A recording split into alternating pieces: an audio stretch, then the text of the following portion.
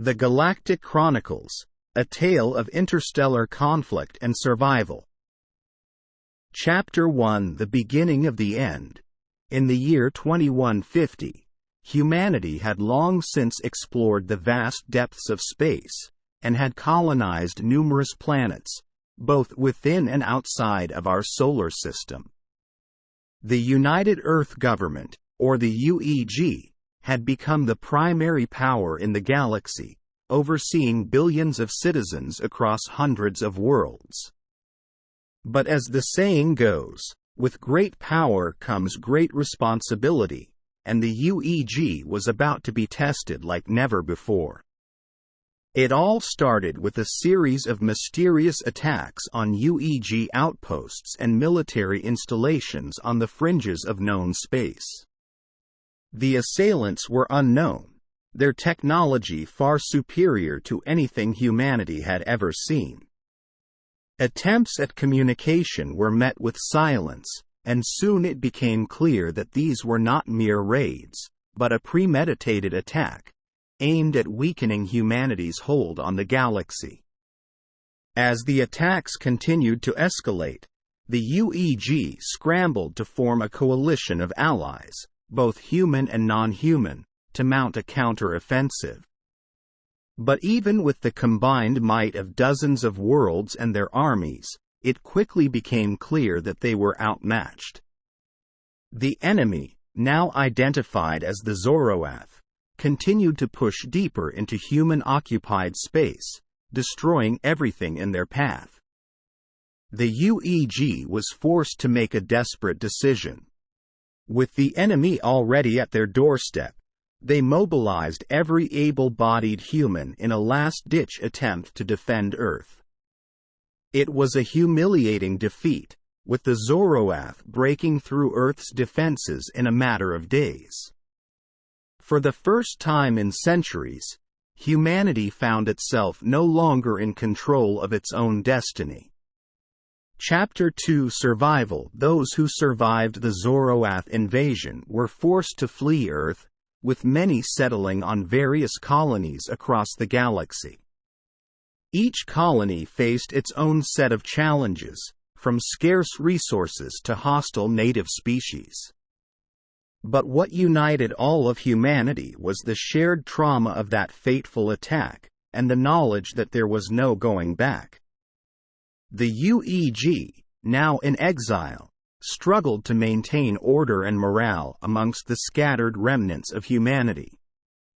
But even as they worked tirelessly to rebuild, a new threat was on the horizon. A faction of humans, emboldened by their successes in repelling the Zoroath, began to espouse a dangerous ideology of human supremacy. They called themselves the New Earth Alliance, and they aimed to restore humanity to its rightful place as the dominant species in the galaxy, by any means necessary. At first, the UEG attempted to reason with these extremists, but their demands grew increasingly aggressive. Soon, the New Earth Alliance began to launch attacks of their own against diplomatic outposts and humanitarian aid centers, claiming that they were weak on humanity's enemies. The UEG knew it was only a matter of time before they would be directly targeted. Chapter 3: The Final Battle. The UEG scrambled to build a new coalition, its strength bolstered by the knowledge that this could very well be their last stand. They reached out to their erstwhile allies, putting aside old grudges in the face of a common enemy. The stage was set for the final confrontation between two factions of humanity, one bent on destruction and domination, the other on survival and cooperation. The two sides met in a massive space battle, with fleets numbering in the thousands. The New Earth Alliance fought with a ruthless efficiency, their ships armed with cutting-edge weaponry and shields. The UEG relied on clever tactics and teamwork, using their knowledge of the terrain to outmaneuver their foes. It was a brutal, grueling, and ultimately bloody battle. Ultimately, it came down to the flagship of the New Earth Alliance, the behemoth warship Zeus, and the UEG's own flagship, the Olympus. The two ships collided amidst a flurry of laser fire, their shields straining against the barrage of hits. The commander of the Zeus, a man who called himself the savior of humanity, sneered at his opponents. "You see how weak your UEG is," he shouted over the comms. "You are no match for us, and once we're done with you, we'll purge the galaxy of all other inferior races. Humanity will stand alone as the masters of the universe." The commander of the Olympus, a grizzled veteran who had lost everything in the Zoroath invasion, could only shake his head. "You have no idea," he replied. "We are stronger than you think. We've had to fight tooth and nail just to survive, and we've managed to make some pretty powerful friends along the way." And with that, the Olympus fired a final, devastating shot. The Zeus exploded in a brilliant flash of light, and the New Earth Alliance was vanquished. The UEG emerged victorious, but at a great cost.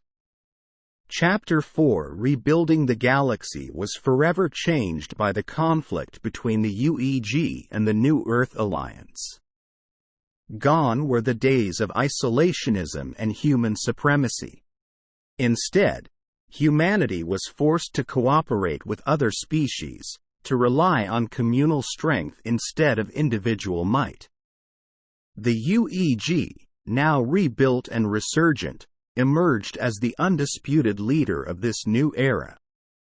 They set about the task of rebuilding what had been broken, forging even stronger bonds with their allies, and reaching out to new species with open hearts and open minds.